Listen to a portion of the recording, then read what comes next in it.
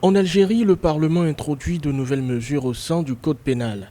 Les nouvelles dispositions ont été adoptées mercredi 22 avril. Elles visent à criminaliser la diffusion d'informations jugées fausses et susceptibles, selon le gouvernement, de porter atteinte à l'ordre et à la sécurité nationale, notamment en cette période de crise sanitaire. Il s'est répandu dernièrement suite au grand progrès des médias et de la technologie, puisque leurs auteurs exploitent les réseaux sociaux pour semer l'effroi chez le citoyen, avec une prolifération du phénomène lors de crises ou de conjonctures exceptionnelles. Selon la nouvelle législation, les auteurs de fake news sont passibles d'une peine pouvant aller jusqu'à 3 ans de prison, une condamnation pouvant être doublée en cas de récidive. Une partie de l'opposition dénonce ces mesures qu'elle qualifie de liberticides. À l'Assemblée populaire nationale, le Rassemblement pour la culture et la démocratie a d'ailleurs boycotté le vote.